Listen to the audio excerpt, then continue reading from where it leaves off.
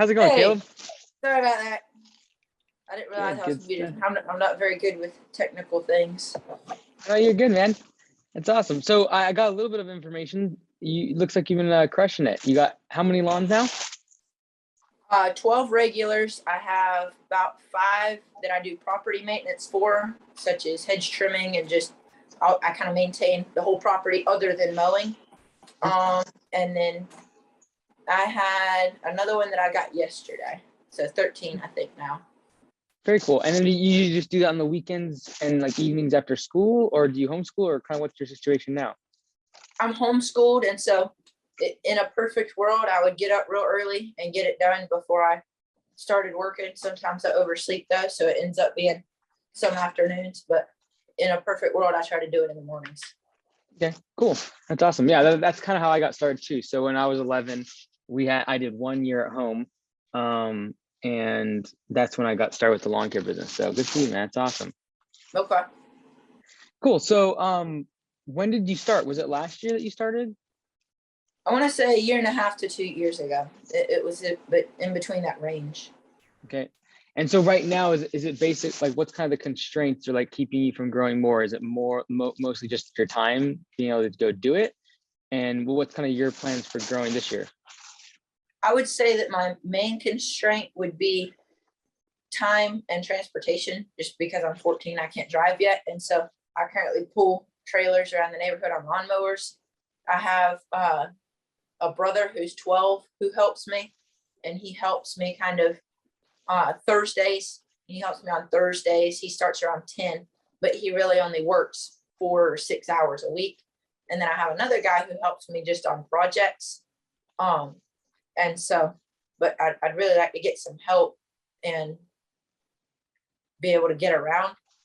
But so I'm looking to kind of expand from the neighborhood maybe next year sometime. Just whenever all those lawns currently then are inside your neighborhood? Yes, sir. Got it. And then when are you allowed to start driving in your state? Is it 15 or 16? 15. Okay. So when Well, you no, I'm turn sorry. 15? I'm allowed to get a permit and start driving at 15. Permit. I think I told you I was 14. I'm not very good with numbers. I'm actually 15 and I forgot. But Okay. So I have about 11 months before I can drive by myself. Got it. So this would be your last season basically though, where you can't drive then? Yes, sir. Okay. Yeah, because like the challenging part is if you found someone that even say they were 16 or 17, then you're really relying on them just for transportation. Yes, and that could be tough because then like if they call out or they're not there, you literally can't do the work, right?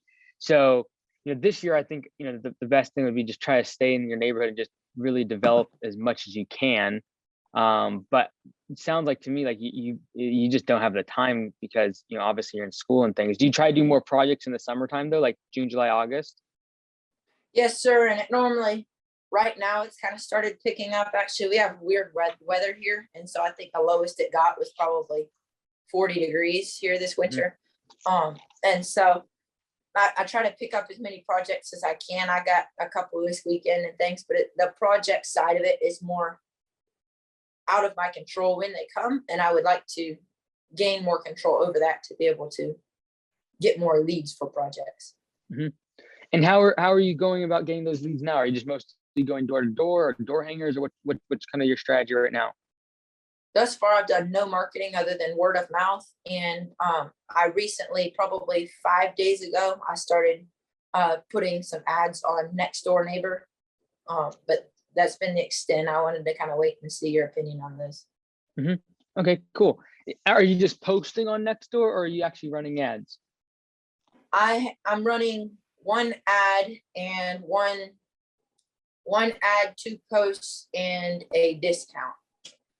Okay, cool. All right. So you are doing, did you do a sponsorship or not? Or the local deal? I did one of both.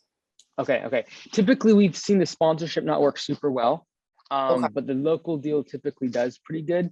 But that being said, I agree with Nextdoor strat, like what you're doing, because Nextdoor is so hyper focused to just your one location, your one neighborhood, right? So Yes, sir. that's really a good strategy. I would really recommend using the posts because it's going to come across less commercial and literally just introduce yourself. if you just introduce yourself with a picture of you mowing lawns, said, hey, I'm 15 years old, I'm trying to grow my business, I'm only servicing this neighborhood, you will get a lot of work from that. The typical post that comes on there that is promotional, people don't typically like it a whole lot.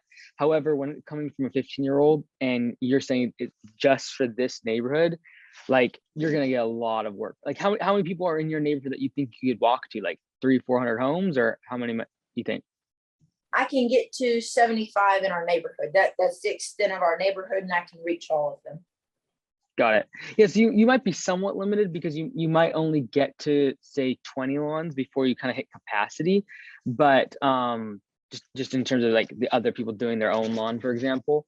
But I think that next door strategy would be really good. If there's only 75 homes, I would knock on all their doors and do a door hanger as well. So Do you like think the instant quote door hanger would be the best thing, or? yeah, like if you're trying to get lawns, right? So what I would do is, have some of the instant quote door hangers for the mowing, and then maybe some for property cleanups or mulch. Like those are the three that we usually use, and then try to use all three each year. Because like with only 75 customers or even potential, I would just really be hyper focused on the fact that like basically once a season they're gonna get a door hanger from you. They're going to see you on next door introducing yourself. Like everyone in your neighborhood should know who you are, right? Yeah. And so I would just really go after that strategy. Like Google, Facebook, it's not worth it. Usually I'd be saying, hey, start a website. It's honestly not really worth it because the website encompasses the entire world when you're going after one neighborhood with 75 houses, right? So which Google offered a free I think it was a Google My Business website. And so I created that just so I could kind of start getting reviews for when I was able to get out of the neighborhood. How do you feel about, are reviews really important to follow up with customers, or? Yeah, they're going to be really important year after next when you start going outside your neighborhood, right? So I'm not opposed to you. Definitely get on Google My Business, definitely get reviews. People will love to support you and put those on there. And you can ask at the end of each year, or even a couple times throughout the year, to send an email to everyone saying, hey, here's a link, just leave me a review. That'd be great. But I don't want you to spend like a whole bunch of time or money like building a great website now, because for the next year and a bit, we still just want to say zeroed in on that one neighborhood. And that's going to be next door, door hangers, knocking on doors, right? And that doesn't cost a lot, right? Like you could literally buy 500 door hangers for, you need 250 for mowing, 250 for mulch, 250 for property cleanups, and you're looking at maybe a couple $100 max. But that would set you up for an entire year and a half of marketing. That's all you need, because you literally hit every single house all like 3 or 4 times in a year. And then if they're seeing you on Nextdoor too, like they're going to know who you are. Okay. And I have business cards, but I designed them myself, so they're kind of a simple design. Do you think that would be worth spending the extra $80 to order more? I don't think you need to spend 80, because if you go or to 40, Vista, or I think it's 40 to 80 or so on Vistaprint. yeah, if you go to Vistaprint, maybe just wait for a deal. Typically they have them on there, but for example, you can usually get a deck of 250 for $15. So I would just do that. Like I don't think the business card is going to be the main thing, right? Because like right now you just need people contacting you, and that's going to be coming to the door hangers and Nextdoor. Like Nextdoor, I would literally just do a picture of you, maybe mowing a lawn. You'd say, hey, my name is Caleb, I live in X neighborhood, and I'm 15 years old, and I've been mowing lawns for the past couple of years. I do 12 or 17 of our current houses in our neighborhood, and I would love to service your property. And I'm always here, I'm always local, I can get to your property as quick as I can. I really think that would be what you want to lean into for this year. But then as you think for the future, having the reviews, having Google My Business, and then even potentially like next winter, or even if there's time that you have anytime this year, if you have any time at all, like just create like a free Weebly or Squarespace website. Just put up a couple pictures, your service page, like really basic, but then it'll start gaining a little bit of traction. So that way in like a year and a half, when you actually need to get customers outside of that neighborhood, it's already gained some traction. Okay. All right.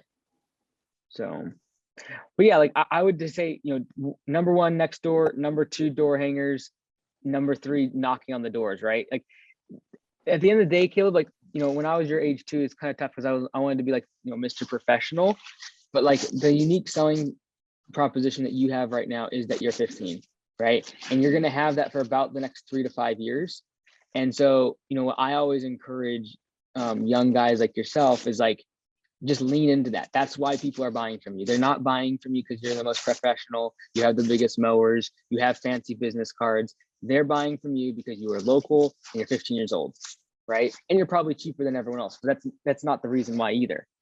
Because there's plenty of guys that could probably even do it cheaper than you on Craigslist that are just doing it for cash, right? So actually, believe it or not, a lot of the people in my neighborhood are more expensive than me, and so whenever I go to people, I think they're expecting more of the cheap, and so it kind of messes with some people, I think, in their heads.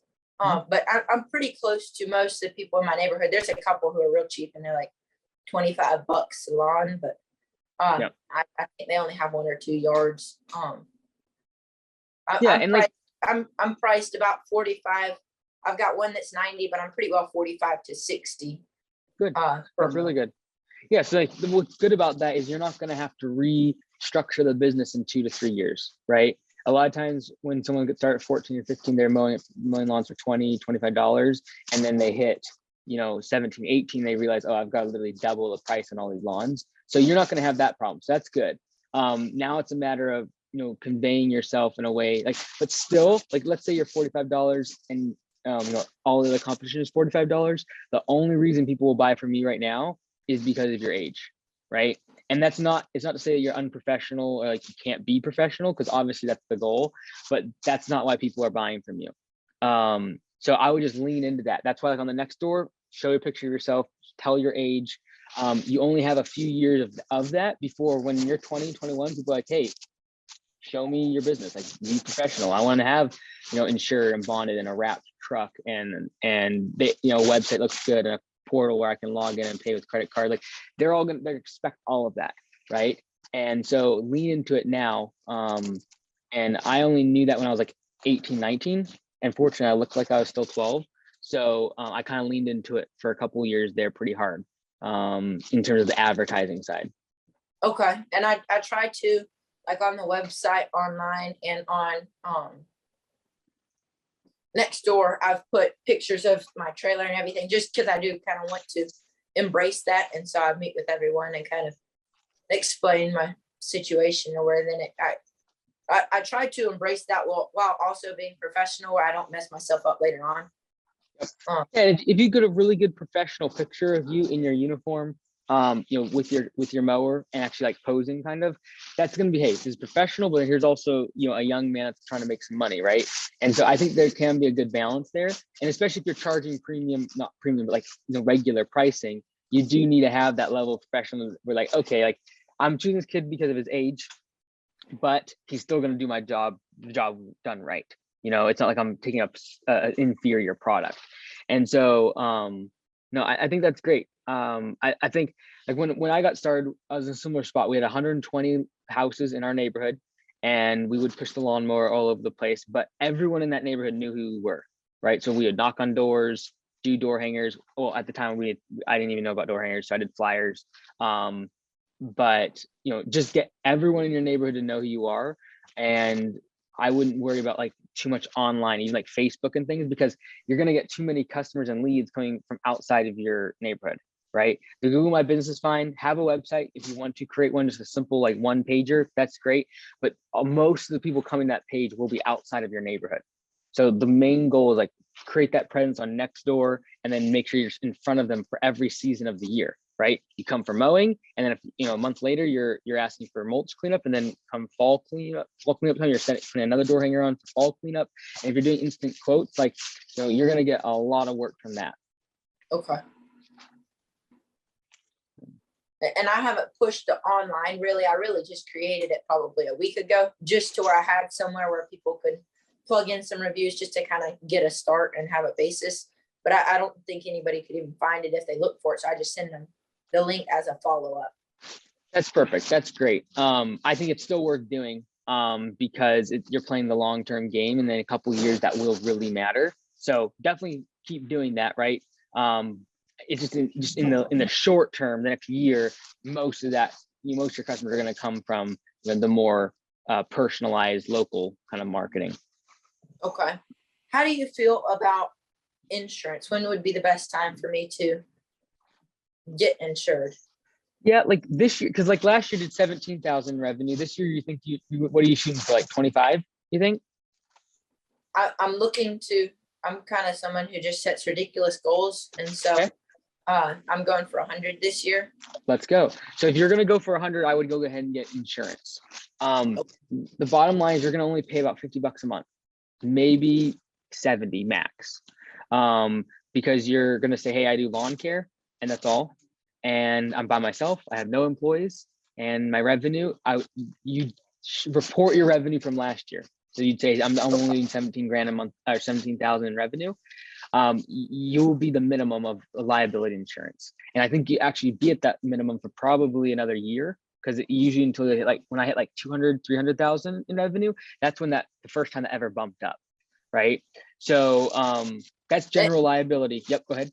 And I need to be looking for insurance for just me, not for the other people who help out. I would start off with just by yourself on the insurance plan, mostly due to the fact that, first of all, you're probably doing most of the work, but then secondarily, because as soon as you do add employees, now you're adding a whole nother layer of liability. But more importantly, now, like, I'm assuming you probably just give them cash. They're not technical employees, which also can become an issue. Go ahead. I'm putting them on payroll this year, and I pay them through check and everything. So everything does kind of, for the most part, runs through the bank, and I record everything under QuickBooks. And so do you run it through QuickBooks Payroll? Sir? Do you run it through QuickBooks Payroll, or are you just writing them a check at the end of the pay period? I am writing them. They're going on a payroll this year, so I haven't started yet. Okay. I mean, how do you feel about that? Is QuickBooks Payroll hard to run, or? No, it's not hard to run. I'm just looking at the price, right? So for example, you're going to pay an extra $40 per month for QuickBooks Payroll on top of what you're paying now.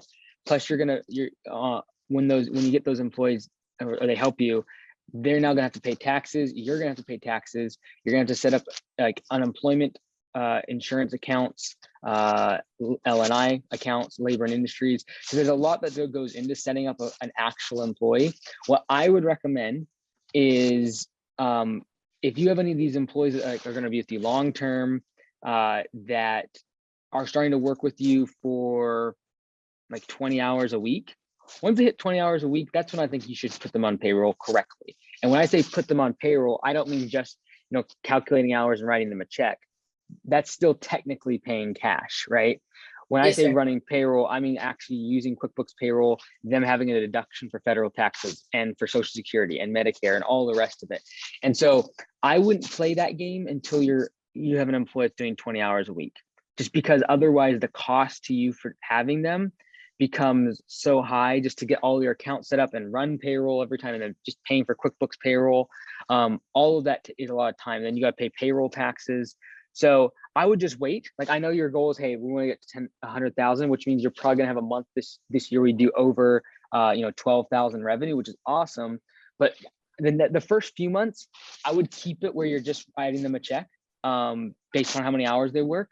And then if it gets to the point where you are hiring someone like 20 hours a week, that's when I would go ahead and get QuickTimes payroll for QuickBooks, and you'll figure out how to do it. It's not that hard. You'll select your state. It will open up your accounts for all those different things, but you do have to do like quarterly taxes. Like, there's more to it, right?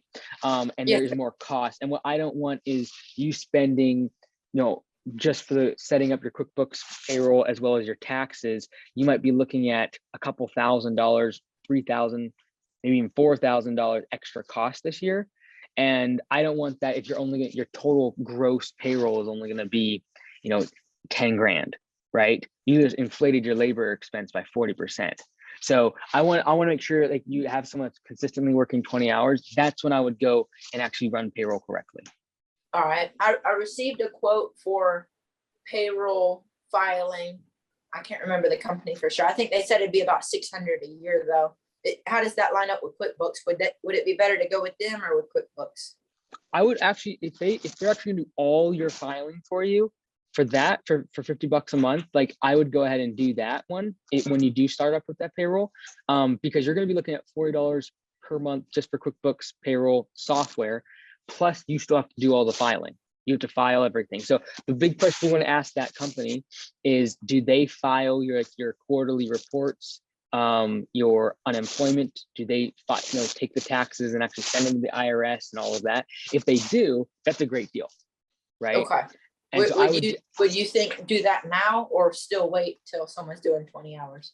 I would wait till someone has about 20 hours. And keep in Okay. mind too, your employees aren't going to like the fact that they're going to have to pay taxes now either, right? So you're going to want to communicate with them, because you don't want it to be like, hey, you're going to be on payroll, it's going to be great, and then all of a sudden they're going to see a third deduction on their pay stub, right? And if they're just used to working for you 5-6 hours here and there, and they're making $100, like all of a sudden that becomes 70, right? So I would definitely communicate with them, and make sure they know what's coming down the pike. And especially what will happen is this is when I switched, right? I had someone helping me like on the weekend. He'd come out and help me with big projects when I was behind.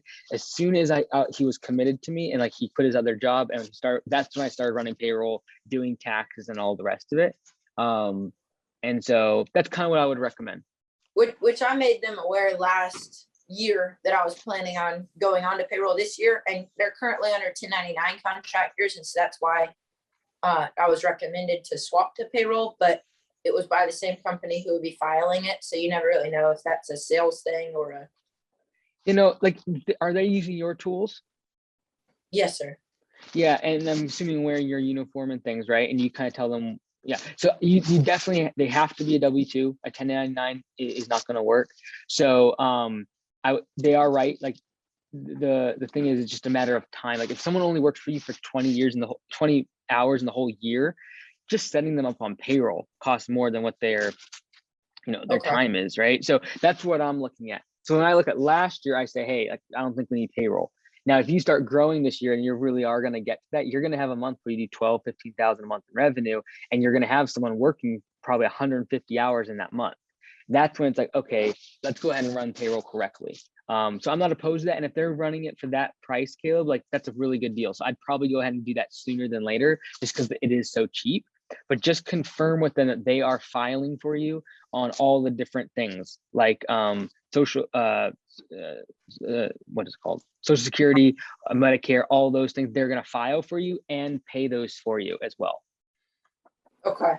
And how do you, in my position, what do you think about like equipment purchases? I currently have a lawn tractor and a zero turn. The lawn tractor, the deck is bent, so I was working on those today, bending that back out, and then the zero turn isn't working either. So they're not real nice, so they can go out.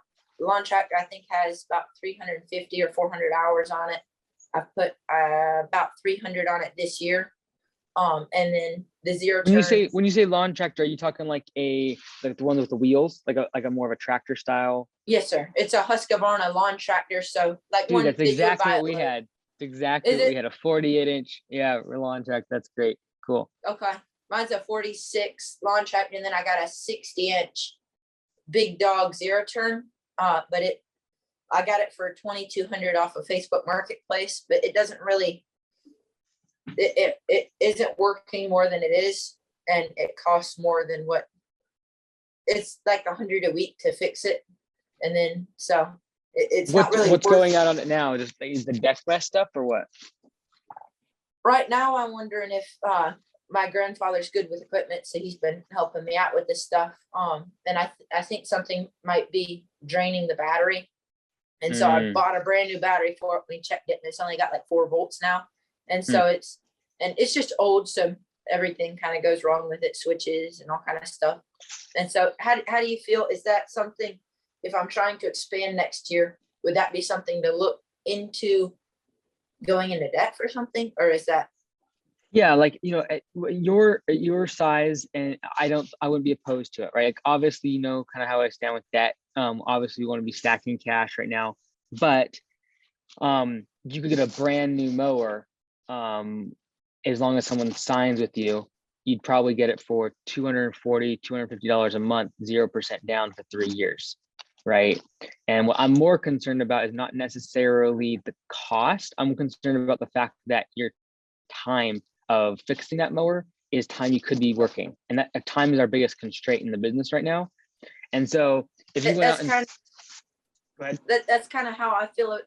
The $100 isn't a big deal. It's more of when it does break down, rescheduling with people and always being late. And that's just not really how I want to do Totally. things. So I'd rather be dependable more than Yeah, like anything. I would definitely give you the green light then to go ahead and do that. Like you'd then be set up, you'd know that mower is going to work for you the next few years without any problems. And if there are, it's always little tiny stuff. It's not like a big deal, but mostly it's time issue that I want to make sure you're spending every hour spent out on the mower and making money, because that's going to be your constraint this year, right? Because you got school still. So if you waste one day, that's literally like $500 worth of your time gone that you could have otherwise been working. So I would definitely go ahead and do that. You're gonna need someone to sign with you probably to get the loan. But if you go to any dealer, like do Sheffield Financial, for example, do 0% down for 3 years, and you're gonna be looking at $220 probably to $250 per month. But I would give you the green light on that. If you're going to grow what you're planning to do, even if you did 70 or 80, I'd still be saying to do it. If you're doing 17 grand next year, which I know you won't, but like if you did, I would be more cautious because it's not worth it to spend 4,000 in the year on equipment, right? So, but if you're going to do even above 50, I would go ahead and do it. Okay. What, I know this is just like me dreaming here, but I like the Skag Cheetah 60-inch. What mower would you recommend? I mean, should I get the lowest model, like a X-Mark West or something? Or I'm assuming you're probably doing large properties, right? Like what's the average size you're doing? about 3/4 acre, half acre.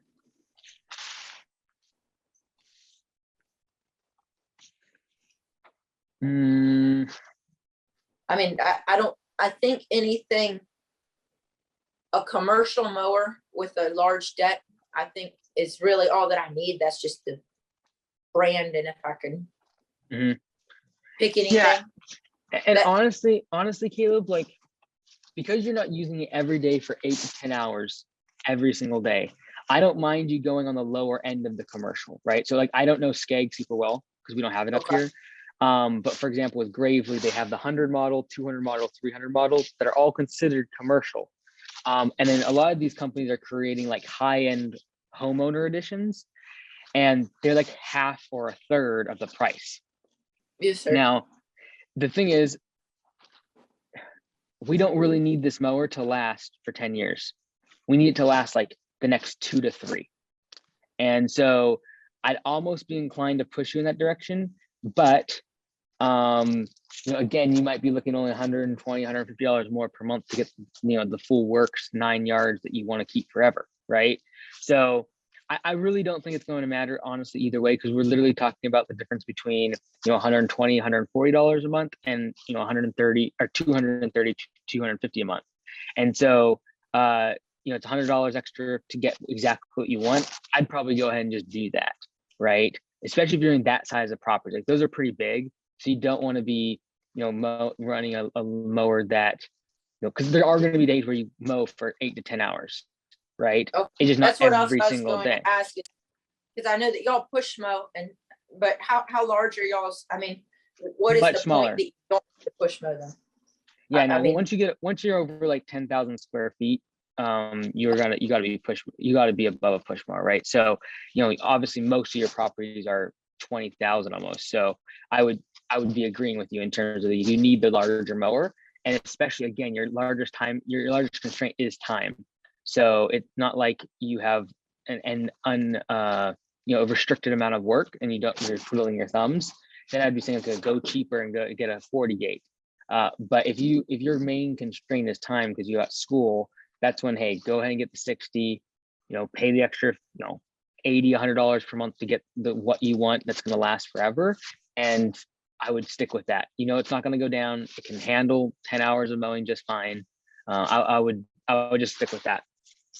how do you feel on getting a good condition used mower. I mean, if I could find one for half the price that was in real good condition, which, Yeah, the challenge right now is finding a used one that is half the price and is in good condition, right? Okay. Right now, a lot of the used ones, you're going to pay 80-90% of them brand new. And so like, why wouldn't I go buy it directly from the dealer and have a warranty, right? So the challenge right now is honestly going to be just finding anything. Like, do you have one that you found that's used? the dealer that I has used mowers, and they normally have a couple that are maybe 5 to 8, and they normally have some that are in good condition. Like the lawn tractor that I got it for a third of the price, and I think it had 100 hours, but it was like brand new condition. Whereas the zero turn that I got it for a quarter of the price, but it was made to look in new condition because it wasn't from the dealer. It was from a guy on Facebook Marketplace. And so it hasn't. So I think if I went to a dealer, I would be comfortable doing a used mower. But I mean, how do you feel about that? What's the price difference? Like, are we talking like 11,000 versus 8,000? I would say that I could find something good at the dealer for probably 5 to 8 max. And then new, maybe 8 to 12.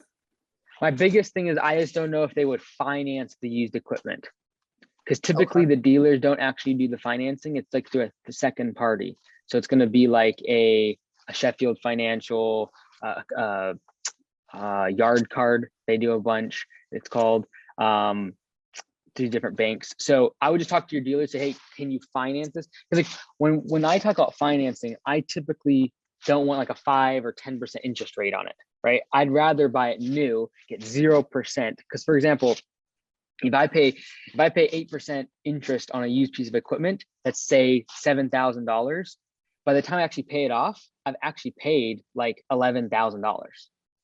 Well, if I buy a new piece of equipment and 0% interest, and I pay like $11,000 up front, I end up paying the same amount, right? So I would just see it's really going to come down to your financing options. And if the used equipment can get 0% down, awesome. I just typically haven't seen most dealers be able to do 0% down on used equipment because the bank wants the collateral to be brand new from manufacturers. But again, I just talk to your dealer, see what the financing options are. Okay, so it doesn't matter who finances it as long as it's 0%.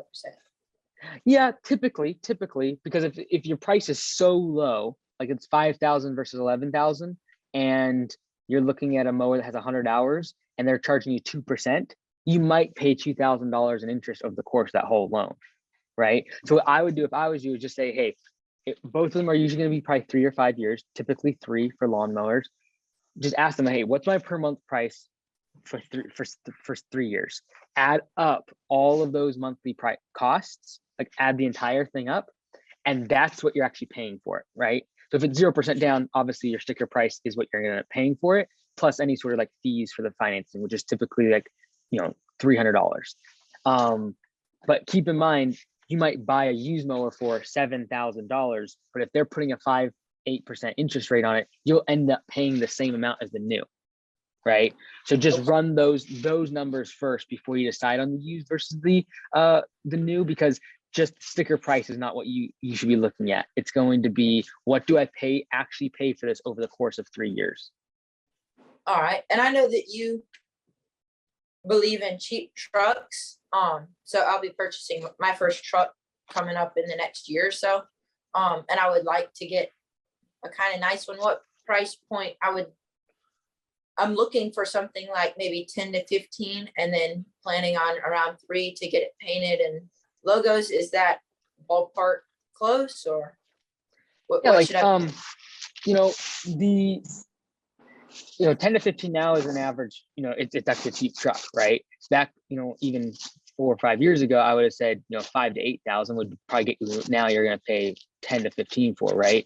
I would be really trying to look for a nice newer year, but then having someone like it's scratched up or it's just a hideous color, because if you're going to paint it, it doesn't matter, right? So, or if you're going to go cheaper and do some decals, then you do need to make sure that the paint job is already current, pretty decent. But yeah, 10 to 15 would be okay. And again, all of this, when it comes down to financing and debt, it all comes down to your growth pattern, right? You can go into debt with a mower and a truck like that and literally be spending less than $500 per month on your payments. That's fine as long as you're going to be doing 10, 12, 15 grand a month in revenue, right? So all of this hinges on your growth. And I believe you're going to do it, right? So that's why I'm kind of giving you the green flag on it. But like, if you're not going to grow and you're only going to do, 2,000-3,000 a month, that's when it's like, there's no reason to buy these things, right? But I believe you're going to. And so, I would say, get the 10 to $15,000 truck. I don't know how mechanically inclined you are, but like, I'm not at all. So like, I had to get slightly better trucks just for that reason, right? I didn't want to always have them going down, et cetera, et cetera. Yeah, that's kind of, I would, it's the same thing as the mowers, right? As long as you're going to grow, get the 10 to $15,000 truck. If you paint it, right now paint's kind of expensive. So it unfortunately, so it's just one of those balancing acts, but then you could paint it whatever color you want and it looks brand new.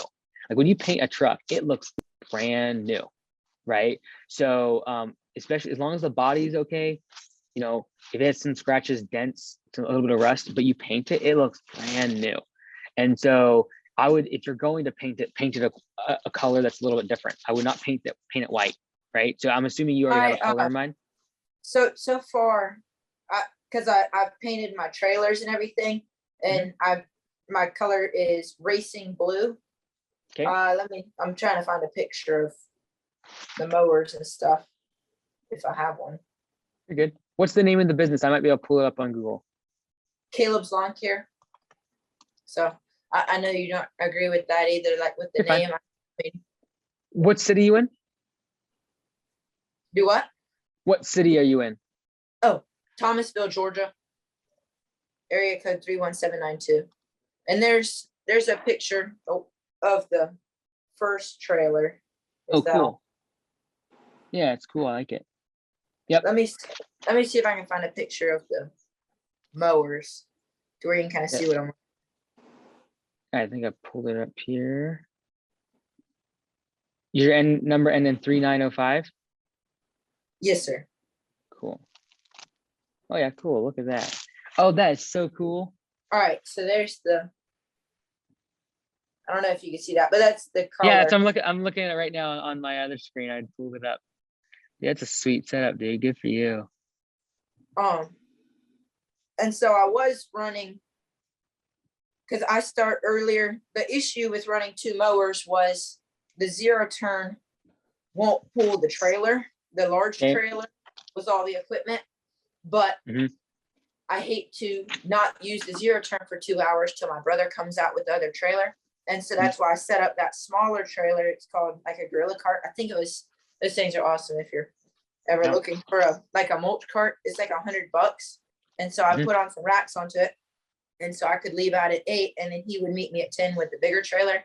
So we both had a setup and we could split up if we got behind. But I don't really, personally, I don't agree with debt. My goal would be to make the money first and then pay cash for things. But I see what you're saying with the only reason that I would be looking to go into debt for a mower is just because I think it would bring up the efficiency so much. And what I have right now isn't dependable. And so what's happened in the past is I don't invest in it early enough and I wait till it breaks and then go get one that's junk and spend the same amount of money to get something that's not as nice because I didn't take the time to look for it in advance. But let me see. I got some questions written down. I'm trying to see if I have. Oh, software. I'm currently using a Point Fix as a scheduling software, and I'm paying $100 a year, and that sends reminders to everyone a day before, and I can do like mass text with like 100 people for marketing and things. And so that has all that in there for scheduling. And then I use QuickBooks for invoicing and estimates and everything. I was looking at Jobber. I think it's $1,200 a year as opposed to, I think I'm paying $500 a year now. Is that worth upgrading to have everything in one place or? Honestly, I would probably recommend Yardbook as kind of an intermediary step, because like right now you're kind of using two different softwares. It'd be nice if you could bring it under one. Jobber is probably going to be overkill for you now. Okay. But and just from a cost perspective too, right? Like Yardbook is, a third of the price. Now again, if you say, hey, in 3 years I want to be doing, 500,000 in revenue, well then maybe it's worth investing in Jobber now so you don't have to switch again. But I would definitely say for the next 2 years, Yardbooks is going to be a better option that's cheaper for you. There's just so many features inside Jobber that you're not even going to need to use yet. But it would be nice if you can invoice, a schedule, all of that from one software, email, send text, whatever, from one software. So I would be looking at Yardbooks as an intermediary. And then if you ever felt like, okay, I'm too big now, I have several crews and like I want more stuff on my software, that's when I would consider Jobber. The main issue right now is learning the software, just because I'm not very technical inclined. And so I've learned these softwares. If I was going to swap, would it be worth swapping from QuickBooks and AppointFix if I've already learned them? Or would it be better just to wait a year or two and then swap when I need the bigger program? Yeah, I don't know AppointFix very well at all, actually. So I can't really talk about their software. But I know from experience that having it all in one spot is extremely valuable. For you to pull up an app and see someone's invoices along with when their services, it's all in one spot, is really, really nice. Especially as you get an employee and you're going to need to do a route where you put all the jobs in there. Like right now, you just say, hey, like I know I'm going to go to so-and-so and so-and-so and so-and-so's house, right? It's really easy. When you start driving outside your neighborhood and having a route, like you're going to need software to be able to make that route, right? So I think Yardbooks is going to be great for you because it's very simple, very easy to use. It's not super hard to learn. And what's cool is you can do it for free. So you could start with the free version and get all your customers in there. Probably do 95% of what you're using the other software for, Stitch Fix or whatever. What was it called? Sorry. It's AppointFix. Actually, you might want to look it up. It's free as well when you start out, and if you want to upgrade, then you can to have it everything automatic texting. But other than that, you pretty well get everything in the free version, and it's real nice when you're first starting out. And I mean, it works great for me now. It has online booking because QuickBooks doesn't have any kind of online portal or anything. So whenever I'm talking with someone, I can send them the link to where then they can book online and things like that, to where it really kind of took everything up a notch. Yeah, Yardbook has similar features, but I think it's going to kind of bring everything together for you, right? So instead of having to invoice from QuickBooks and collect the money there, you do it all from one spot. So I really think Yardbooks is going to be a good one. It's not super difficult to learn. Jobber would take you a while to learn. I would start with Yardbook. And what's cool is you can get the free version. I think you can have up to about, I want to say 15 or 20 customers for free or something like that. You just test it out. See if you like it, see if it's worth it. And if it's like, man, this is just gonna be too much hassle and I'm going to spend half my day figuring this out, then just stick with what you got. But I would say definitely this time next year, you're going to have to switch to something because you're going to have to start doing routes. You're going to have start having employees inside the software and they're going to need a mobile app. So like, that's when Yardbook is going to become, probably my go-to for you.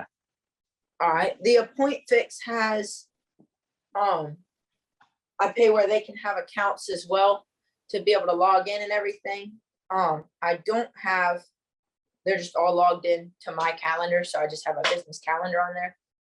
And so I'll look into the Yardbook stuff. I've looked into it before and set up an account. I've just I always get confused with it. It takes me a while to learn this stuff. Yeah, like AppointFix, I'm looking at the site now. It looks like it's really meant for scheduling in terms of appointments, right? So that's what they're really focused on.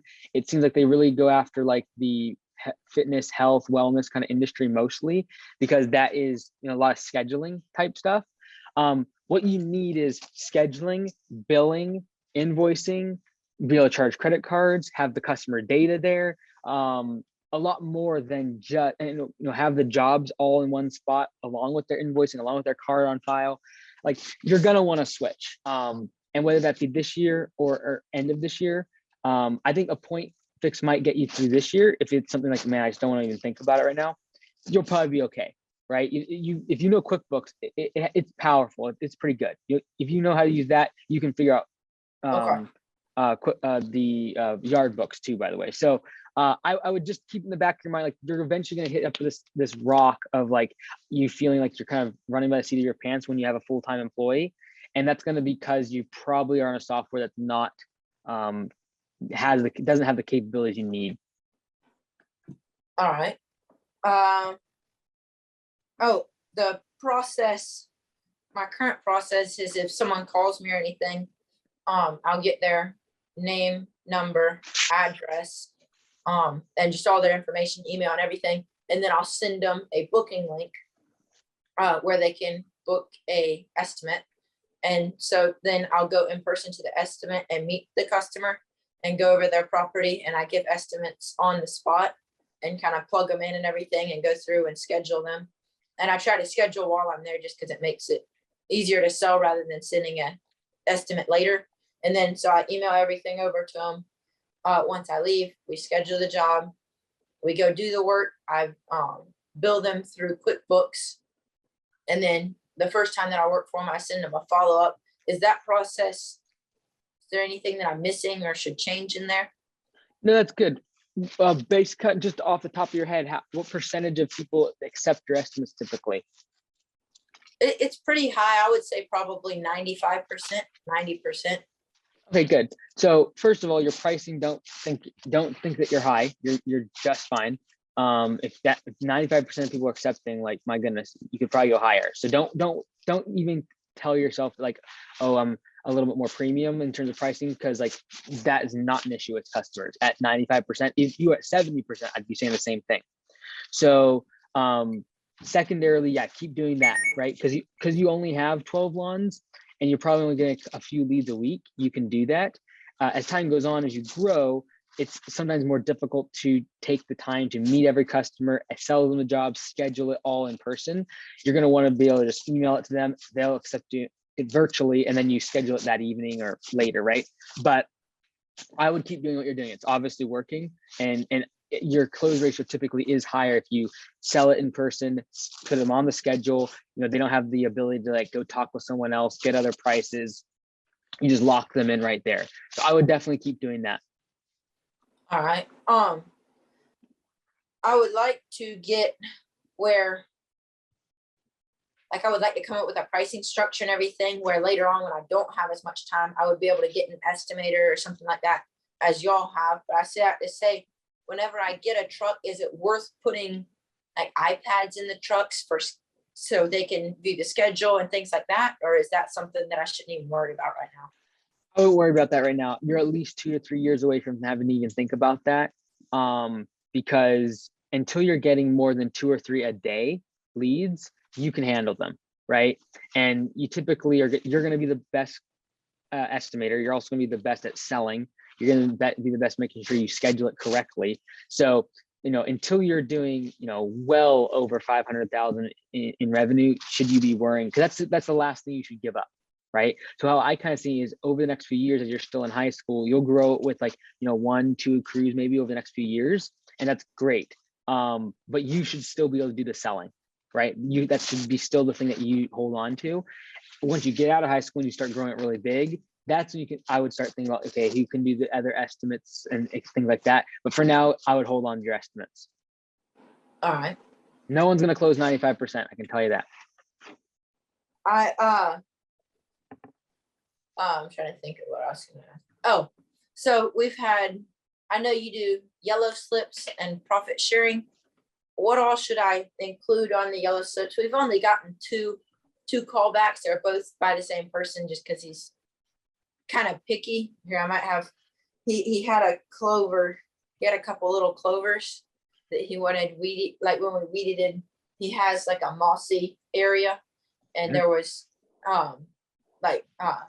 more of a ground cover type thing. So we cut it real low for him where it looks nice. But he had a couple weeds that grew in there, and so he wanted those weeded down. And then he had some weeds, like 5 little weeds that grew on his patio. But so he called us back and said that we missed stuff. He had 2 leaves that fell when we left onto his driveway. And so he said he couldn't tell that we had blown or anything and all that stuff. And so And then he changed what he was wanting. I had texts and stuff, where he had said he just wanted it weed eated, but he changed it to mow. And so I just mowed it for him and everything. What would be the best way to handle that? I dropped everything to go fix it because I thought that we did something wrong, and tried to get over there as quick as I could. And I talked with him about it. I fixed it myself and then knocked on the door and had him come accept it or whatever and make sure that that was what he wanted before I left. In the future, is it bad if I'm the one fixing the work if I wasn't on the job? Or Down the road, yes. But like the thing is, even this year, like you're gonna be on the job as long as you have one truck, you're gonna be on the job site pretty much all the time, right? Now, if you're having someone go out while you're at school and they make a mistake, it is good for them to be there, especially if they actually made a mistake. Like in that case, what you did is right. And that is like, look, if you're doing customers in one neighborhood, you're gonna be a little bit more lenient to go and help a picky customer because you don't want them talking, right? If someone calls us and they were like that and we have proof that we did not estimate for that, we just be like, forget you, get out of here kind of thing. But we're going after a massive, targeted audience. When you're going after a neighborhood, you don't want one person in that neighborhood thinking you're bad because they talk, right? And so I would say like you did the right thing in terms of going back and trying to make them as happy as possible for one time. They can be unreasonable. After that, if they keep, then you got to have a conversation with them, right? And show them, hey, like this is what I bid. Like, and it sounds like you have no problem with talking to them after they've complained, and so you took care of it well. But yeah, in the future, if employees do a mistake and they actually had a mistake, it is ideal that they go back. At this stage, though, you're going to be on pretty much every property, and you're going to know if it was a mistake or not, or if it was a guy like this. okay, I'm trying to remember what I was doing. Yesterday was a aggravating day. Seemed like anything that could go wrong did go wrong. And so that was the one job that I wasn't on, and they noticed that I wasn't on it just because it is a small neighborhood. And so they were like, hey, we saw you send a guy out, and I think he's just not good. And so I was like, well,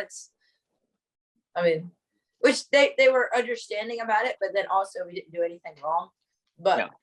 I think and I also, and the big thing too is, Caleb, what you might want to get in the habit of doing is requiring on the first mow or any project that whether it be you or your employee has to do a walkthrough with the customer, right? So that even if it's not you, the employee should be doing the walkthrough.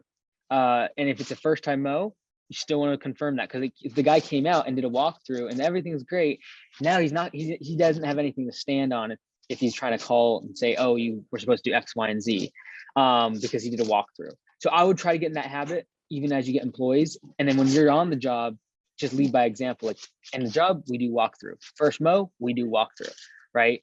Any one-time job or any first recurring service, I would try to do a walkthrough with the customer. Okay, I do that with one-time jobs, and I have them sign off on it when we're done. I get their signature on QuickBooks, and then before I go, if it's anything $500 or above, I call it a good faith deposit. Mm-hmm. And so I have them anything 500 or above, I take half down before we start, just to make sure that then they have something in it so they can't back out once I've already ordered materials or something. Mm-hmm. But how do you handle if you have small property damages? Like we had, well, I say small, we broke someone's French door. The mower threw a rock, and so dude, I did the same thing. That was my first damage. I broke a French door. Cost me over $3,000. Whoa. Yeah. Yeah, the manufacturer had gone out of business, so I had to order one from like the other side of the country. It was horrible. Yeah, that's not fun at all. Mine luckily was only like 400 or 500. But okay. Do you call your own company, or do you give the customers freedom with that? I told them that I was going to price it out and get someone out there that day to look at it and then get the glass ordered and everything. But they honestly, yeah, like phone and had it fixed. Yeah, it really depends. Like if it's a commodity, like a quick window, we typically just tell the customer, hey, we'll refund it, whatever, if they're willing to do that. Typically though, from a customer service side, we just want to be like, hey, you don't have to worry about this. We got it taken care of. We're going to get done.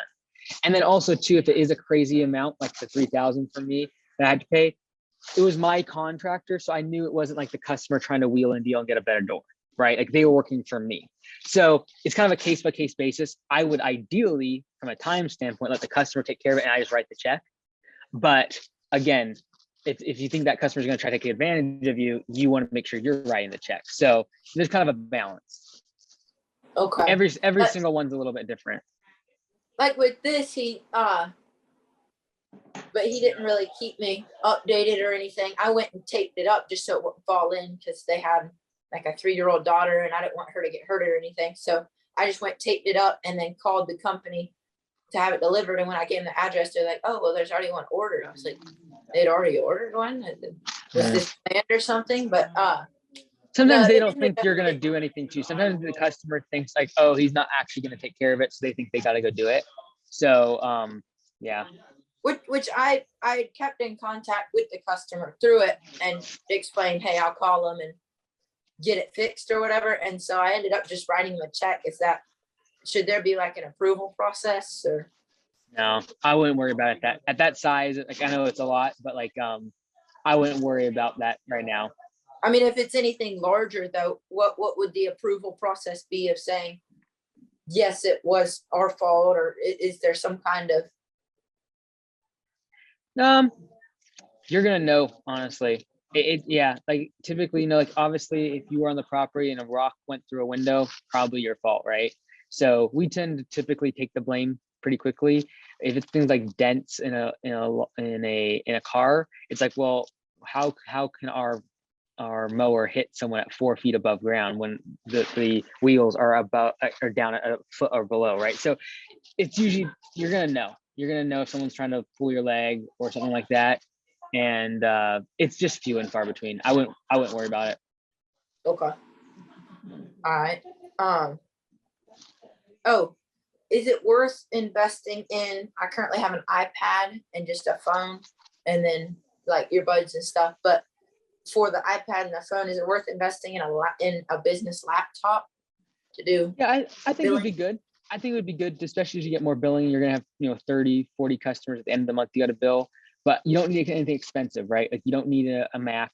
I would go with something cheap, even if it was a Chromebook.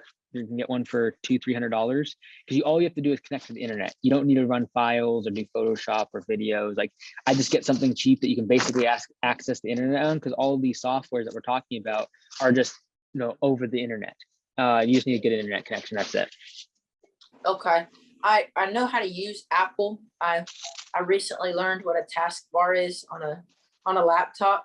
And so if it was $400 for a Mac, if I could find like a refurbished or something like that, would that be worth investing in? The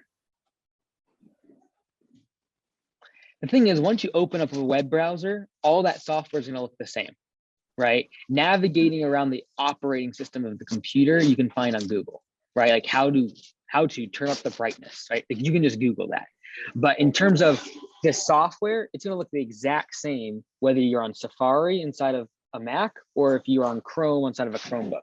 So that's why I say, hey, like I'd rather you get something new that's $300-400 than go spend $500-600 on an old piece of equipment that's going to slow down pretty quickly. That's kind of, once you're inside the web browser, it's all going to look the same. Okay. And I know you got to go, so this would be my last question, but what should the P4P base rate be? I would do it at a quarter of what you are paying or you're collecting from the customer or below. So if you're charging a customer $60 an hour, you want your base pay to be at 15 or below. Okay. Does that make sense? Yes, sir. I've currently got it at $11 an hour base. Mm-hmm. But we're doing, well, when mowers don't break down, we try to do about 2 $45 yards in an hour, so about 90 an hour. For 2 people though, right? Yes, sir. So that would equate out to $45 per man hour. And $11 is almost exactly 24, 25% of 45. So that's perfect. Okay, so I'm on track with that then. Yep, exactly. All right. And the book that comes out next weekend on P4P, definitely get that. It's like $1. That will walk you through all of that, how to equate, make that equation and all of that good stuff. You're doing it a little bit earlier than you probably need to, but if you're going to get 2 or 3 employees, especially if they're working while you're in school, you're definitely going to want to have P4P. So definitely get your hands on one of those next week. And okay, you said it's a book that's coming out? Yeah, next week I'm publishing the book on P4P, and it'll walk you through all the equations, how to come up with that number that I just gave you, what your percentage should be, all that good stuff. Okay. All right. You've been very helpful. I don't want to keep you later than what you need to stay. Well, I appreciate it, brother. Do you want to be on the YouTube channel? I might put some of this in here if you want Sure. to be. Okay, cool. Well, I appreciate it, brother. You're doing a great job. Keep doing what you're doing. I know it's a lot of work with school and everything, but just keep doing what you're doing. You're doing a great job. All right. Thank you. I Take appreciate care, it. brother. Yeah, have a good one. Bye.